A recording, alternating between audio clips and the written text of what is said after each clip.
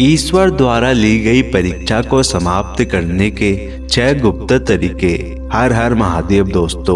दोस्तों जैसा कि हमने पिछली वीडियो में जाना था कि जब आपकी परीक्षा समाप्त होने वाली होती है तब आपको कौन कौन से संकेत मिलते हैं।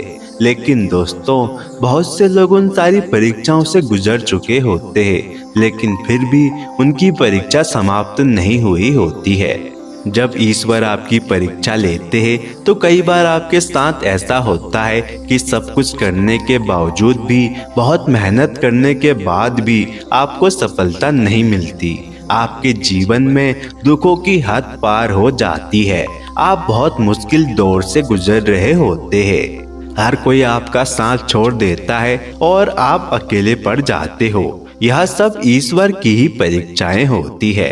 इतने मुश्किल दौर से गुजरने के बाद आपको लगता है कि अब तो ईश्वर की परीक्षा खत्म हो जाएगी। आप इंतजार करते रहते हैं कि अब तो परीक्षा समाप्त हो जाएगी, लेकिन इतनी कठिन परिस्थितियों से गुजरने के बावजूद भी आपकी परीक्षाएं चलती रहती है और आप निराश हो जाते हो और अपना धैर्य खो बैठते हो। लेकिन दोस्तों आज इस वीडियो में आपको ऐसे 6 गुप्त तरीके पता चलने वाले हैं। अगर आप इन चीजों को समझ जाओगे तो ईश्वर आपकी परीक्षा जल्दी समाप्त कर देंगे।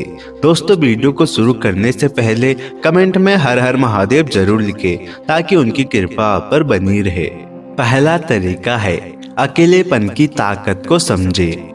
दोस्तों जब आप ईश्वर की परीक्षाओं से गुजर रहे होते हैं तो आप अपने जीवन में पूरी तरह से अकेले पड़ जाते हैं। सभी लोग आपका साथ छोड़ देते हैं और हर कोई आपका विश्वास तोड़ता है।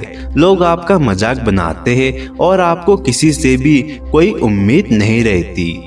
ऐसे में बहुत से लोग अकेलेपन में खुद को कमजोर समझने लगते हैं, लेकिन असल में ऐसा कुछ नहीं होता। वास्तविक जीवन में वही व्यक्ति सफल होता है जो अकेले चलने में विश्वास रखता है, जो जोखिम और मुसीबतों का सामना करने से नहीं घबराता। आप अपनी जीवन में अकेले इसलिए हो जाते हैं क्योंकि ईश्वर आपको इस परीक्षा के जरिए आपकी खुद की शक्तियों पर विश्वास करना सिखाना चाहते हैं। वो चाहते हैं कि आप किसी और पर निर्भर ना रहे और हर चुनौतियों का अकेले ही सामना करें। जब आप अकेले होते हैं तो आप अपनी लाइफ के सारे डिसीजन खुद ही लेते हैं और खुद ही अपनी लाइफ के लीडर बन जाते हैं।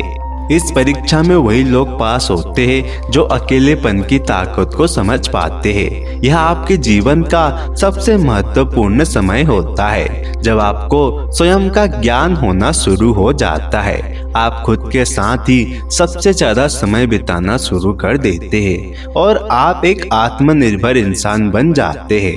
और जब आपको अकेलेपन की ताकत समझ में आने लगती है तो आपकी परीक्षा भी वहीं समाप्त हो जाती है।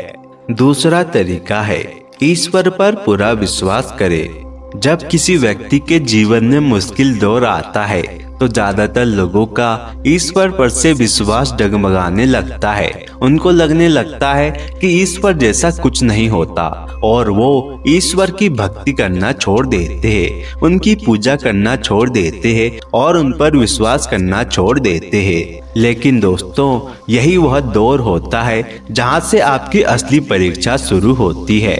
ईश्वर देखते हैं कि कौन उनका सच्चा भक्त है और कौन सिर्फ मतलब के लिए पूजा पाठ करता है।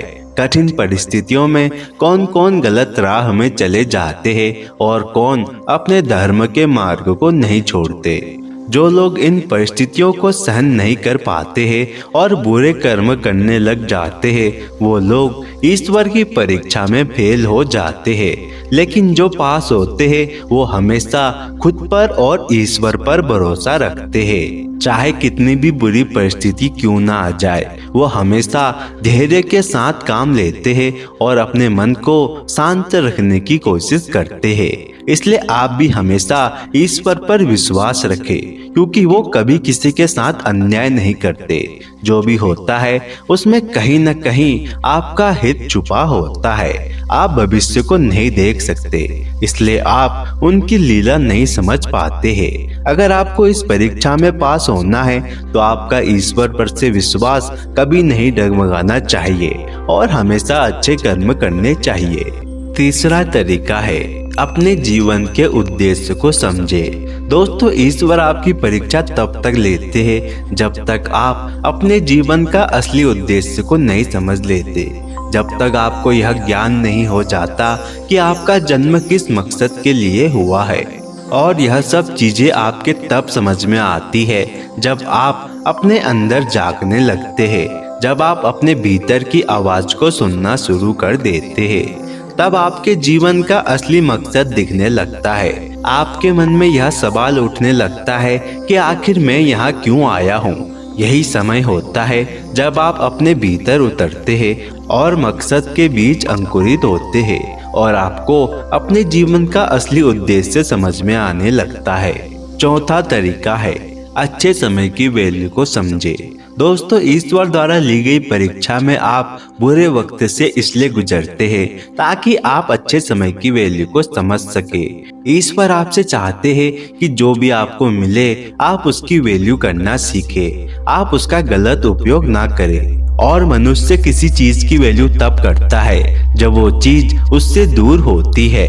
इसलिए ईश्वर आपकी परीक्षा लेते हैं कि जो चीज आप मांग रहे हैं अगर वो आपको मिल जाए तो कहीं आप उसका दुरुपयोग ना करें, आप में कहीं घमंड ना आ जाए या आप दिखावा करने ना लग जाए। आपको किसी और का दर्द तभी समझ में आता है जब आपने स्वयं खुद उस दर्द को महसूस किया होता है। आपको दूसरों की फीलिंग तभी समझ में आती है जब आप स्वयं खुद उस दौर से गुजरते हैं। अक्सर जिसका दिल टूटा होता है वो किसी और का दिल नहीं तोड़ता, क्योंकि वो उस दर्द को समझता है। इसलिए जब आपको यह सब चीजें समझ में आ जाती है तो आपकी परीक्षा भी समाप्त हो जाती है।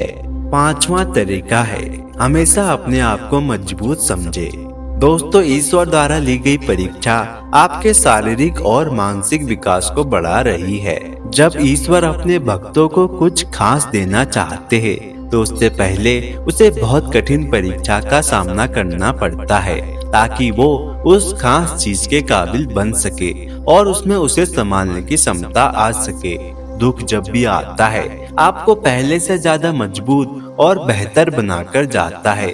दुख में आपको चाहे कितना भी दर्द हो, मगर जब आप उस दर्द को बर्दाश्त कर लेते हैं तो आप पहले से भी ज्यादा मजबूत और बेहतर बन जाते हैं। अगर आपका जीवन कठिनाइयों से गुजरता है और आप हर चुनौतियों का सामना करते हुए हमेशा आगे बढ़ते रहते हैं तो एक दिन आपको सफलता जरूर मिलती है। आपका जीवन खुशहाल हो जाता है और आपकी परीक्षा भी समाप्त हो जाती है। छठवां तरीका है क्रोध, मोह, माया, लोभ, अहंकार जैसी भावनाएं खत्म करें। दोस्तों, अक्सर ईश्वर आपकी इतनी कठोर परीक्षा इसलिए लेते हैं ताकि आपके अंदर से क्रोध, मोह, माया, लोभ, अहंकार जैसी भावनाएं खत्म हो सके। जब आप इन सभी मोह माया से मुक्त हो जाते हैं तब आपको लगने लगता है कि आपके पास किसी चीज की कमी नहीं है, आपके पास सब कुछ है। उस समय आपकी परीक्षा खत्म हो जाती है और आपको सारे सुख मिलने लगते हैं। आप जो चाहते हैं वही होने लगता है। आपके मन के सारे नेगेटिव भावनाओं को दूर करना ही ईश्वर की परीक्षा का चरण होता है। अगर आप चाहते हैं कि ईश्वर की परीक्षा जल्द से जल्द खत्म हो तो सबसे पहले आपको इन सारे मोह माया से दूर होना पड़ेगा। दोस्तों, वीडियो को देखने के लिए धन्यवाद।